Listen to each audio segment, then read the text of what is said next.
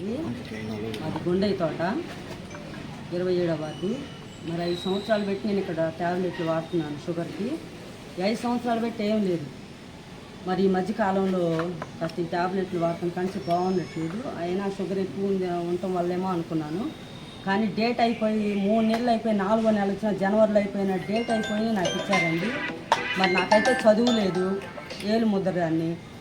మరి నేను ఆ ట్యాబ్లెట్లు అట్లాగే వేసుకుంటున్నాను. మరి నాకు ఇక్కడి నుంచి పోయినాక 3వ రోజే నాకు కాలు చేయి పడిపోయిందండి. ఎడం కాలు ఎడం చెయ్యి. మరి మా బాబు చేశాడండి. మరి ట్యాబ్లెట్లు అవి మేము బజార్లో తెచ్చి వేసుకున్నాం. షుగర్ వల్ల అట్లా ఉందేమో అనుకున్నా కానీ ట్యాబ్లెట్లు తేడా అని తెలియదండి.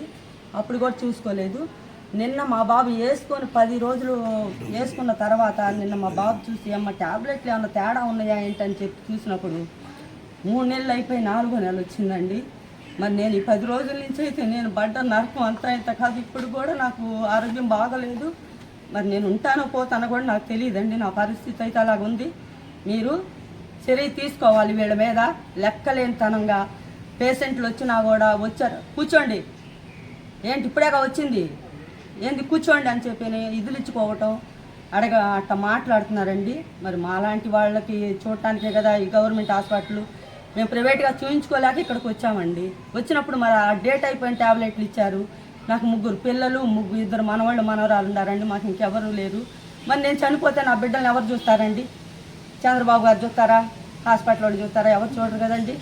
కాబట్టి దయచేసి వీళ్ళకి కాస్త భయం చెప్పి జాగ్రత్తలు తీసుకోమని అడుగుతున్నానండి.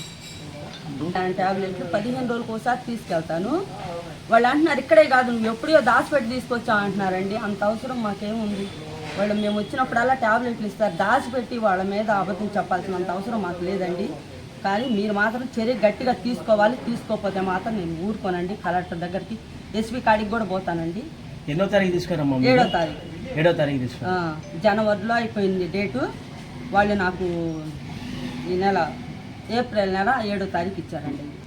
తెలియక వాడాను. ఇప్పుడు దాకా కూడా ఇప్పుడు నేను సోయలో లేను. నా వల్ల కావట్లేదు. నిలబడలేకపోతున్నా, కొనుక్కోలేకపోతున్నా. నా పరిస్థితి ఒళ్ళంతా దురద, గడ్డలు లెగిసి చాలా ఇబ్బంది పడుతున్నాను నేను. నా పరిస్థితి అయితే బాగలేదు. నాకేదన్నా జరిగిందంటే వీళ్ళదే బాధ్యత. మీ పేరేందమ్మా? తోట నారాయణమ్మ.